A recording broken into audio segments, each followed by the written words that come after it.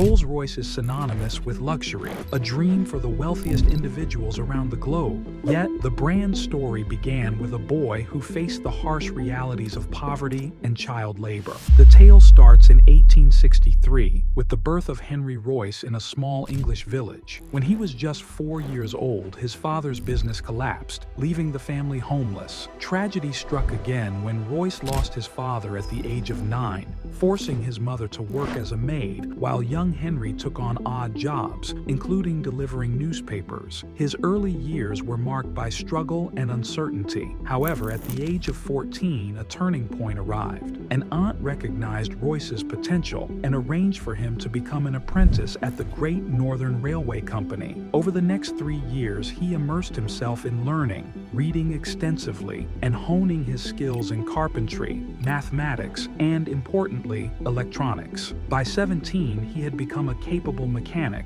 and by 21, he was employed as an engineer at Maxim Western. Facing financial difficulties, Maxim Western was on the brink of closure, but instead of seeking employment elsewhere, Royce made a bold decision. He would start his own electrical engineering company. With just £20 in savings, he founded F.H. Royce and Company in Manchester, partnering with his friend Ernest Claremont. Initially, they survived by repairing sewing machines and electrical fittings, but Royce soon recognized the growing demand for electrical products and began manufacturing items like R-clamps, bulb holders, and electronic doorbells, transforming the company's fortunes. By 1900, sales surpassed £20,000. At 38, with a family to support, Royce planned to expand the business. But in 1901, he faced new challenges. German and American competitors flooded the British electronics market, leading to a significant decline in prices and profits. Royce's health and morale deteriorated as his business struggled. A doctor advised him to take a break and suggested purchasing a car for travel. Royce bought a French-made Decoville, but it fell short of his high standards. Frustrated by its inefficiencies, he decided to make modifications, ultimately redesigning it into a superior vehicle. This success ignited his ambition to build his own car. He assembled a team and created a new model, which was tested on the road on April 1st, 1904, successfully covering 50 kilometers without issues. As Royce refined his designs, he faced a new challenge: distribution. Enter Charles Rolls, a passionate motorist who had spotted Royce's creations at an exhibition.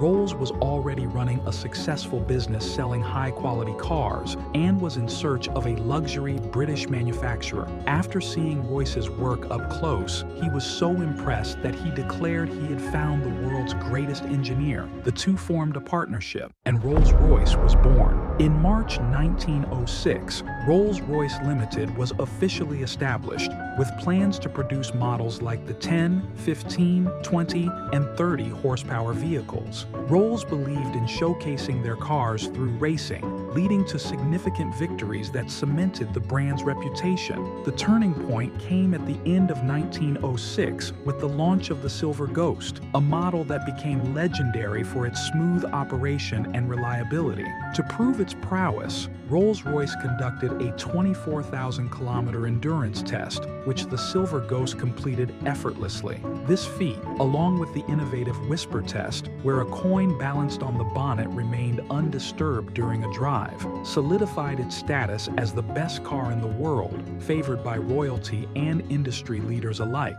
Tragedy struck when Charles Rolls died in an aviation accident in 1910, becoming the first person in Britain to lose his life in such a mishap.